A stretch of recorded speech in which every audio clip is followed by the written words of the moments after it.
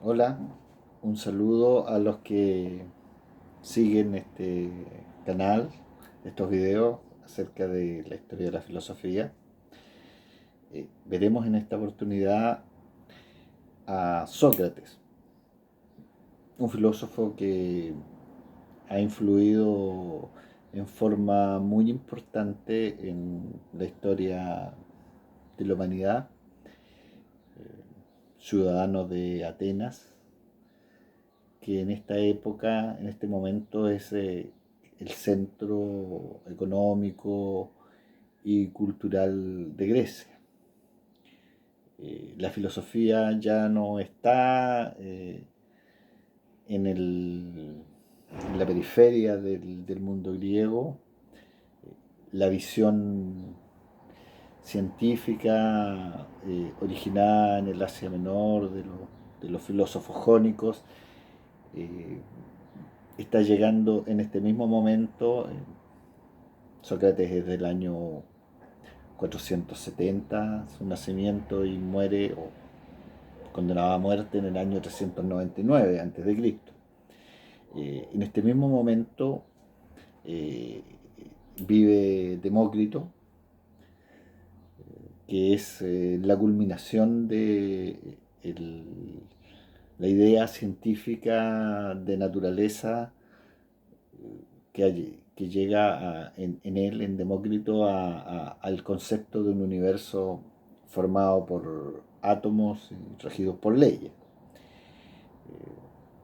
Pero Sócrates no se preocupa de eso. Él tiene otra visión de la filosofía y otro interés. Eh, Hablemos un poco de quién es este personaje. Es hijo de una partera. Su padre es un escultor. Él también ejerce ese oficio. No es algo muy importante en esta época. Por lo tanto, es un ciudadano no de grandes recursos económicos ni de la nobleza. Sin embargo, genera un movimiento que llama mucho la atención, dado que él recorre las calles de Atenas, seguido por un grupo importante de jóvenes, muchos de ellos de la nobleza, de las familias acomodadas de Atenas, ejerciendo un método de interrogación a las personas que encuentran su camino, eh, es decir, eh, un método filosófico que consiste en entablar diálogos con estas personas, más bien interrogarlos, y demostrar de alguna forma que sus interlocutores no tienen un real conocimiento de lo que pretenden saber. Muy bien. Eh, este método de Sócrates se puede decir que tiene dos partes fundamentales. La primera, llamada ironía, que consiste en que Sócrates demuestra que su interlocutor no sabe lo que pretende saber. Eh, ¿Cómo realiza esto? Se encuentra, por ejemplo, con un especialista en un área, un gran poeta que acaba de ganar un certamen. Eh, y él, cuando se encuentra, le dice, no sé, extraordinario Ion, eh, dado que tú acabas de ganar este gran certamen de poesía, estoy seguro que podrás enseñarme en qué consiste ese arte que tú ejerces, la poesía, ese arte maravilloso, eh, puesto que toda mi vida he querido saber de qué se trata, etcétera.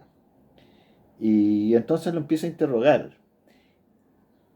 Y finalmente su interlocutor, el gran poeta, que probablemente es capaz de hacer bellas poesías, no es capaz de entregarle cuál es el concepto de la poesía. Es decir, su pregunta, la pregunta de Sócrates, ¿qué es la poesía?, queda sin respuesta.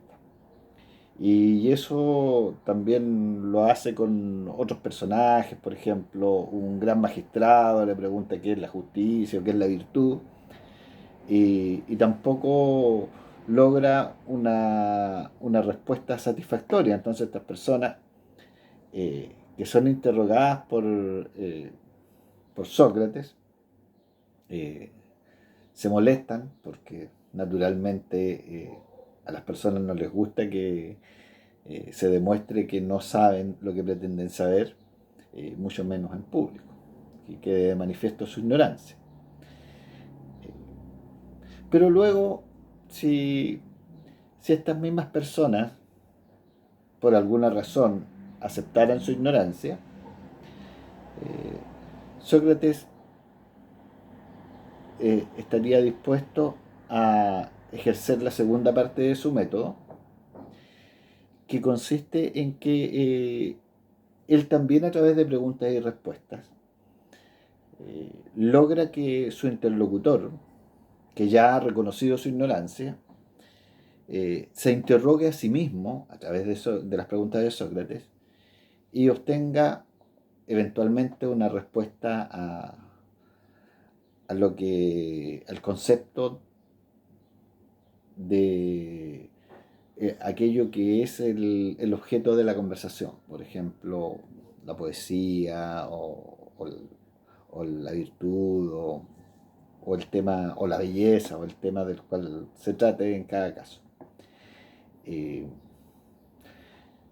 este método, el ejercicio de este método, le generó finalmente un conjunto de enemigos que lo llevaron a un juicio y lo condenaron al final de su vida, finalmente a muerte. Pero, eh, ¿cuál es el origen, según Sócrates, de esta extraña forma de ejercer la filosofía o su saber? Eh, Él explica que un amigo de Sócrates, uno de sus amigos, llamado Querofonte, en todo caso, eh, va al oráculo de Delfos, del cual hablamos que era muy importante en el mundo griego, y le hace la siguiente pregunta: ¿hay alguien más sabio que Sócrates? Y eh, la pitonisa, o la pitia, eh, que habla en nombre del dios Apolo, dios de la verdad, que no puede mentir, le dice: no, nadie es más sabio que Sócrates. Entonces, Sócrates dice: bueno, ¿cómo es posible eh, que siendo yo tan ignorante eh, pueda ser el más sabio de todos los griegos? Y, y entonces comienza a interrogar a la gente que supuestamente es sabia para ver si de qué forma podía ser verdadero este oráculo. Y entonces se da cuenta que los que pretenden saber algo realmente no lo saben, puesto que no son capaces de responder las preguntas fundamentales que él les realiza. Y entonces Sócrates llega a la siguiente conclusión: que él es el más sabio,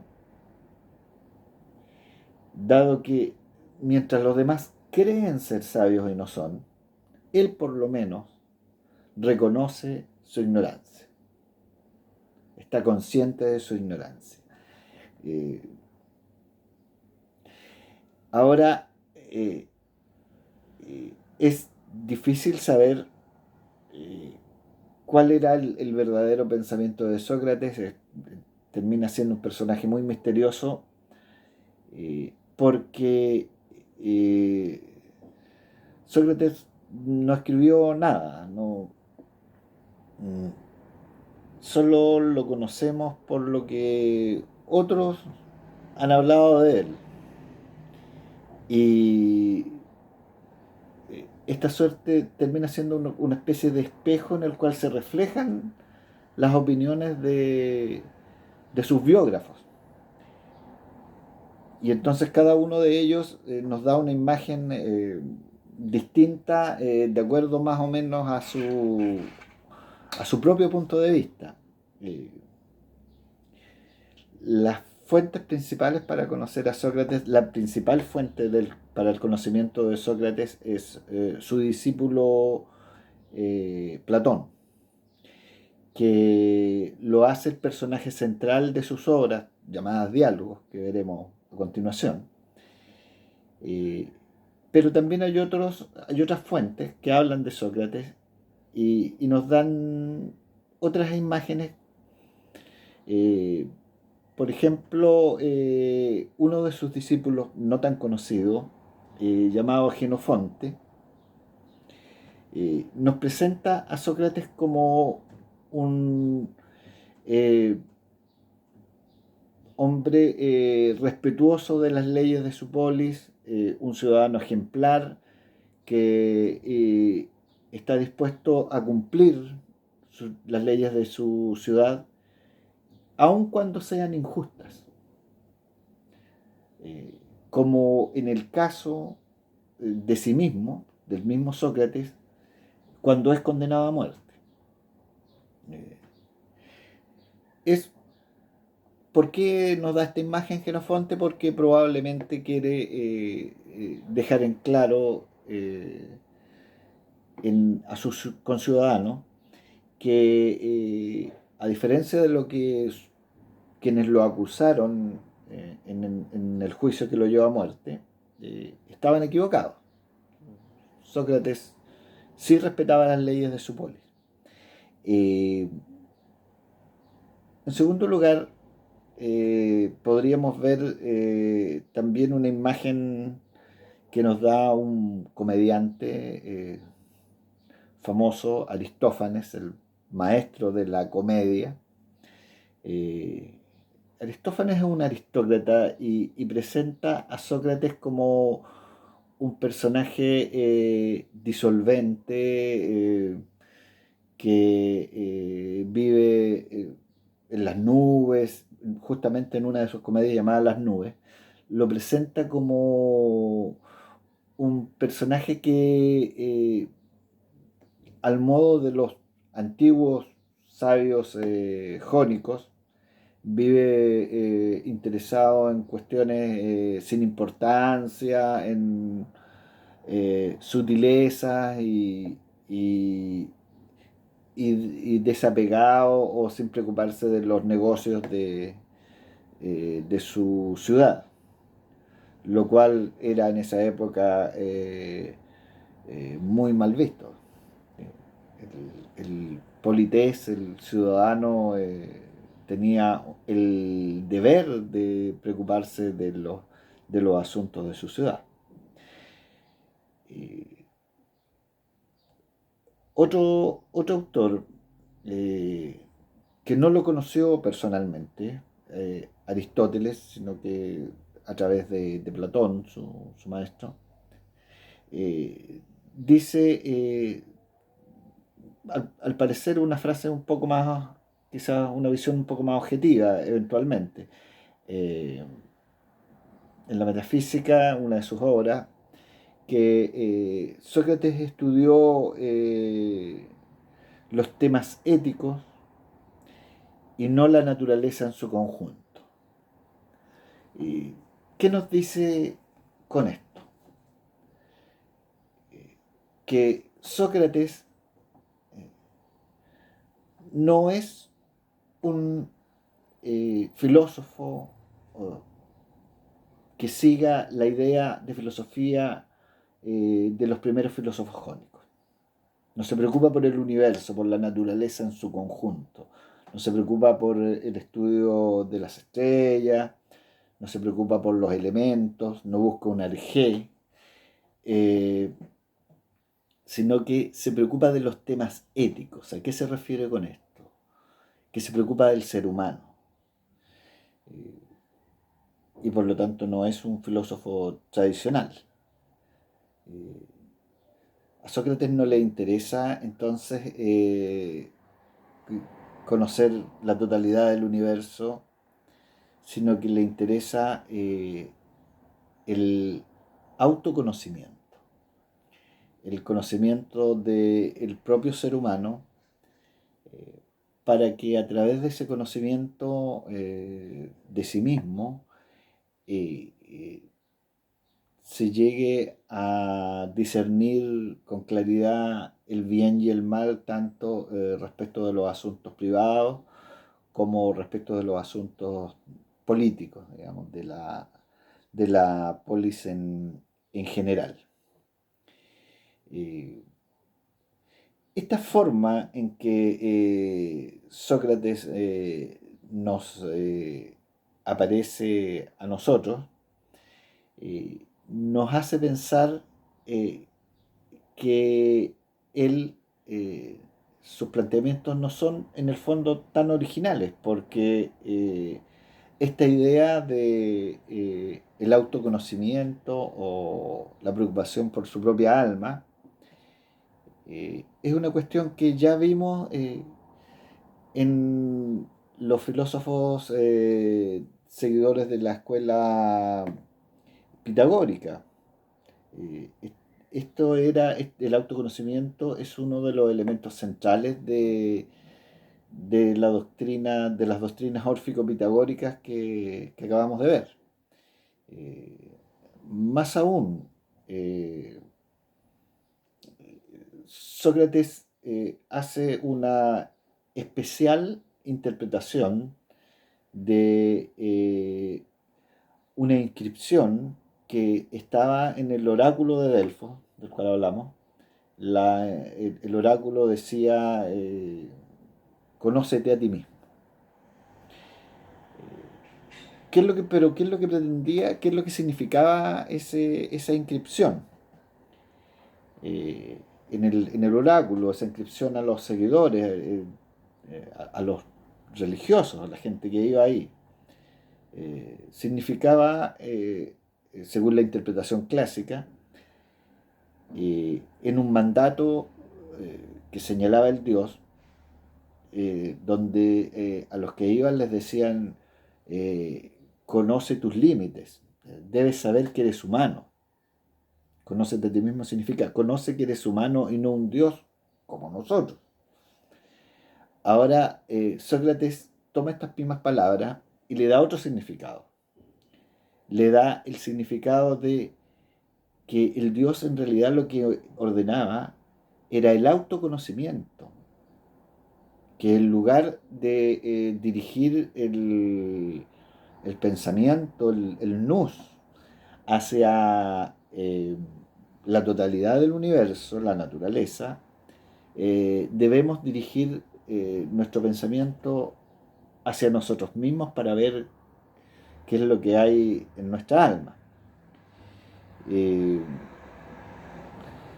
Esto nos lleva a pensar que de alguna forma lo que hace Sócrates es eh, continuar esta tradición del autoconocimiento, dándole un significado del autoconocimiento que tenían los pitagóricos, dándole un significado político, eh, que le genera, por supuesto, esta revuelta en Atenas que lleva a sus conciudadanos a realizar un juicio en su contra y finalmente a condenarlo.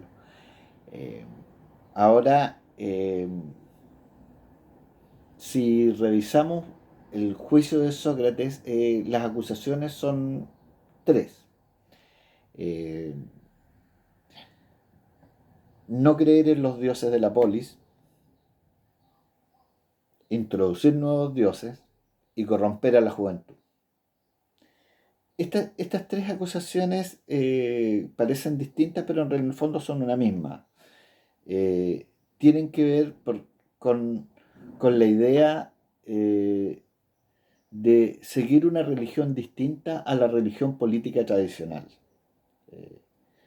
poniendo de alguna forma en cuestión como dijimos, la religión política, la religión pública, eh, y, y al ejercer esa duda, debilitar las bases en las que se asentaba el poder de su misma ciudad. Eh, ¿En qué medida Sócrates es verdaderamente culpable de eso? Eh, es difícil saberlo, porque, como dijimos, no escribió nada. Eh, Platón, quien más nos habla de él, nos lo muestra como un hombre también respetuoso de las leyes, como alguien que duda eh, de las respetuoso de las leyes, pero que duda realmente de la religión oficial. Eh, y respecto a un tema central, en la primera obra de Platón, llamada La Apología de Sócrates, que al parecer sería más o menos eh, una expresión no literaria, sino que más cercana a la realidad histórica, tampoco Sócrates aparece como un firme creyente, por ejemplo, en el concepto de vida eterna, que era central en los pitagóricos, sino como alguien que duda respecto de si eso es completamente verdadero o no lo es. Eh, en todo caso, lo central de Sócrates es que por primera vez deja establecido el autoconocimiento como un elemento esencial en el camino de la filosofía. Eh, Al parecer le da importancia a la idea de buscar una clara definición a generar la noción de concepto que será desarrollada posteriormente por Platón y por Aristóteles. Incluso llegará a la elaboración de la lógica, que va a ser esencial en el desarrollo del resto de la filosofía. Muy bien, eh, muchas gracias, que tengan un buen día.